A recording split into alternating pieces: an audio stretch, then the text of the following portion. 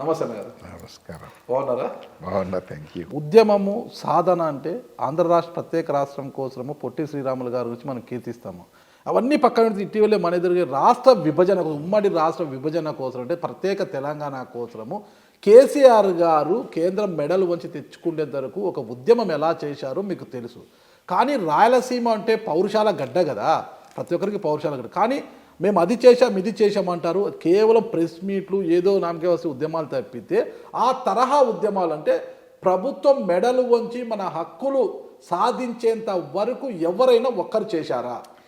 మేము చేశామనే ఇప్పటి వరకు చెప్పినాను, ఎందుకంటే మేము చేయబట్టే నీళ్ళు వచ్చినాయి. డాక్టర్ సచిన్ రాజ్ అత్యాధునిక వరల్డ్ క్లాస్ ఫిజియోథెరపీ ట్రీట్మెంట్ తో అన్ని రకాల నొప్పులకు శాశ్వత పరిష్కారం. సపరేషన్ కొరకు మేము అడగలేదు.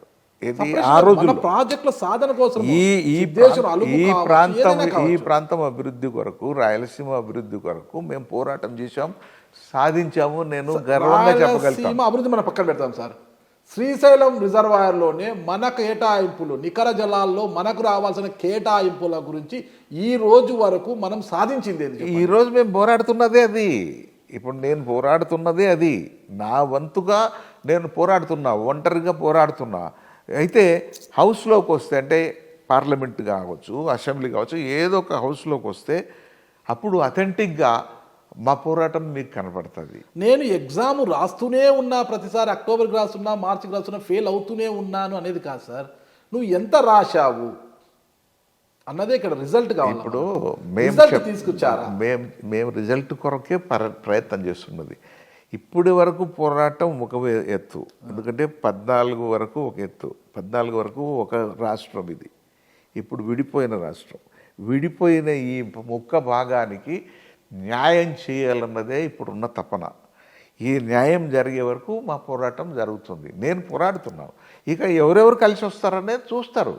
ఎందుకంటే ఈ ఎన్నికలు అయిన తర్వాత మీరు చూడబోయేటువంటిది వేరే రూపం కనపడుతుంది. మీరు కావచ్చు, బైరెడ్డి రాజశేఖర రెడ్డి గారు ప్రత్యేక పార్టీ పెట్టుకున్నారు, ఆయన కూడా రాయలసీమ అంతా తిరిగారు, ఏమీ సాధించలేమని తెలిసి ఆయన కూడా ఇప్పుడు ఏదో ఒక పార్టీలో అకామిడేట్ అయ్యారు.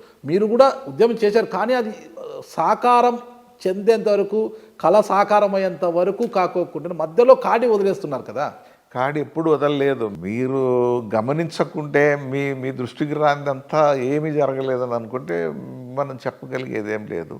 కానీ ఈరోజు వాయిస్ ఇస్తున్నదే నేను. వాయిస్ అనేది ఒకటి ఎందుకంటే మాధ్యమాల ద్వారానే ఇది ప్రజలకు తెలియపగలు. ప్రజలకు తెలిసిన తర్వాతనే ప్రజలలో కూడా చైతన్యం తీసుకురాగలుగుతున్నాం. తర్వాత ప్రభుత్వానికి కూడా దృష్టికి తీసుకెళ్ళాలంటే మాధ్యమాల ద్వారా రావాలి. మాకు మాధ్యమాల సమస్య ఉంది ఇక్కడ.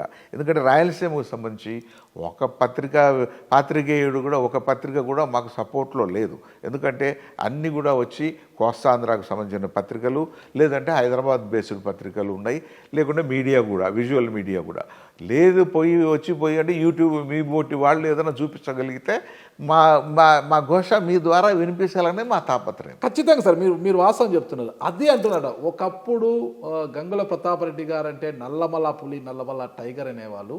ఆ టైగర్ కాస్త ఇటీవల ప్రెస్ మీట్లకు, పేపర్లకు, మీడియాకే పరిమితం అయిపోయింది. నల్లమల పులి కాస్త పేపర్ పులి అయిపోయిందనేది మన ప్రాంతంలో, అంటే రాయలసీమ ప్రాంతంలో వినిపిస్తున్న మాట. దానికి మీరేమంటారు చెప్పండి. అది మీరు పులి అన్నా ఇంకొకటి అన్నా మీరు పెట్టుకున్న. ఎందుకంటే నేను ఎప్పుడు కూడా ఒక విషయం, నన్ను పులి అనొద్దంటాను ముందు. ఎందుకంటే నేను మనిషిని. నన్ను ఒక మృగంతో, అంటే టైగర్ అంటే ఒక బ్రాండ్ కింద తిమ్మారెడ్డి గారు నల్లమల ఫారెస్ట్ పులుల్నే వేటాడిన వ్యక్తి కదా. కరెక్టే, బ్రాండ్గా ఓకే. కానీ అదే పులి అనిపించుకోవాలంటే చూడు ఎప్పుడు గంభీరంగా ఏదో గాండ్రిస్తూ ఉండడం కాదు కదా. ప్రజల సమస్యల గురించి మేము ఎప్పుడు పోరాడుతున్నామని నేను సంపూర్ణంగా ఏ రోజు కూడా విశ్రమించింది లేదు, విశ్రమించబోయేది కూడా లేదు. నేను ఇప్పుడు కూడా చెప్తున్నాను, భవిష్యత్తులో మీరు చూడబోతారు. ఎందుకంటే ఈ ఎన్నికల కొరకు కొంత గ్యాప్ వచ్చింది, లేకపోతే గ్రేటర్ రాయలసీమ మూవ్మెంట్ చాలా వరకు తీసుకురాగలిగాం. ఎందుకంటే ఒక అవగాహన తీసుకుంది. ఎందుకంటే ఇక్కడ మీరు ఒక్కటి గమనించాలా, రాయలసీమ ప్రాంతానికి ఇతర ప్రాంతాలకు ఒక తేడా ఉంది. పోరాటాల విషయంలో, ఇంకోటి విషయంలో. కానీ మీరు అన్నట్టు రాయలసీమ వాళ్ళు పౌరుషవంతులు, ఇంత యుద్ధం చేయాల్సి ఆ మూమెంట్కు చేస్తారు. కానీ ఇతరత్ర ఒక మూమెంట్లో పోవడానికి ఇక్కడ కొన్ని సహజమైనటువంటి ఒక సమస్యలు ఉన్నాయి. ఏమంటే ఇక్కడ పూర్వం నుంచి కూడా ఒక పాలకళ్ళ రాజ్యం కావచ్చు, ఇంకోటి కావచ్చు, ఇంకొకటి విధంగా అక్కడ ఉన్న వాతావరణాన్ని బట్టి జనం కూడా ఒక నాయకునికి అనుసరించి ఉంటారు. అట్లా పలు నాయకులు ఎవరికి వాళ్ళు వాళ్ళ పద్ధతుల్లో వాళ్ళు రాజకీయం చేస్తుంటారు, లేకపోతే ప్రజాసేవ చేస్తుంటారు, వాళ్ళ యొక్క ప్రాంతం యొక్క అభివృద్ధి కొరకు ఏదో పోరాడుతుంటారు. అయితే ఇతరంగా తీసుకుంటే తెలంగాణలో మూమెంట్ వచ్చింది. తెలంగాణ గురించి మీరు ఇందాక చెప్పారు. తెలంగాణ వచ్చి నలిగిపోయినటువంటి ప్రాంతం, ఎన్నో ఉద్యమాలు చూసింది, రజాకార మూమెంట్ చూసింది, తర్వాత ఈ యొక్క తెలంగాణ మూమెంట్ చూసింది, నక్సల్ మూమెంట్ చూసింది. ఇన్ని మూమెంట్స్కు ఇక్కడ ప్రజలు నలిగి ఉన్నారు కాబట్టి అవేర్నెస్ జాస్తి. ఇక్కడ ఏ విషయం ఎత్తినా కూడా ప్రజలు గమనింపు ఇక్కడ ఎక్కువ, ప్రజలే గమనిస్తారు. ఇక్కడ నాయకుల ప్రభావం తక్కువ. ఇక్కడ తెలంగాణలో మీకు నాయకుల ప్రభావం తక్కువ. కేసీఆర్ ఒక అవకాశం ఎప్పుడొచ్చాడు? కేసీఆర్ వచ్చిందే 2000 సంవత్సరంలో టేకప్ చేశారు. అంతకుముందు చెన్నారెడ్డి గారు 69లో పెద్ద ఉద్యమం చేశారు. మరి ఆ రోజుల్లో కూడా ఉద్యమం తెలంగాణ మూమెంట్ సాగింది. అప్పటి నుంచి ఈ ఉద్యమం ఉంటూనే వచ్చింది. కేసీఆర్ మధ్యలో వచ్చాడు, తీసుకున్నాడు, అవకాశం దొరికింది. ఈ లోపల పరిపక్వత కూడా వచ్చింది.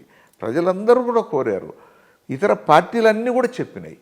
అదే కోస్తాంధ్ర తీసుకుంటే అక్కడ కూడా అవేర్నెస్ జాస్తి. ఈరోజు చూడండి, ఒక క్యాపిటల్ అది మారుస్తూరు అమరావతి అన్నప్పుడు 470 రోజులు ఎన్నో రోజులు అయినట్టుంది దాదాపు. వాళ్ళు ఉద్యమం చేస్తూనే ఉంటారు. అది మీరు రాయలసీమలో ఎక్స్పెక్ట్ చేయడానికి లేదు. ఎందుకంటే ఇక్కడ ప్రజలు వాళ్ళ పనులలో వాళ్ళు ఉంటారు. వాళ్ళ నాయకుడిని బట్టి వాళ్ళ నాయకునికి వెళ్ళి చూస్తూ పోతుంటారు. ఆ నాయకుడు చెప్పినప్పుడు వస్తారు. అట్లా రాయలసీమ ఉద్యమం, గ్రేటర్ రాయలసీమ ఉద్యమం తీసుకొచ్చే దాంట్లో కూడా ఆ బిల్డ్ చేసే దాంట్లో మేము ఆ పద్ధతిని అనుసరించే మేము పోతున్నాం. ఎందుకంటే నాయకులను అప్రోచ్ అవుతున్నాం. ప్రజలకు ఇది మీ మాధ్యమాల ద్వారా మేము అప్పుడప్పుడు చెబుతూనే వస్తున్నాం. మధ్యలో కరోనా రావడం వల్ల కొంత స్లో అయిన మాట వాస్తవం. లేకుంటే కరోనా రాకపోతే నేను, మైసూరారెడ్డి మేమందరం కలిసి చాలా ఉద్యమం చాలా ముందుకు తీసుకెళ్ళాం. ఈ 6 జిల్లాలు తిరిగాను నేను. 6 జిల్లాలలో కూడా ఒక డెంట్ క్రియేట్ చేశాం.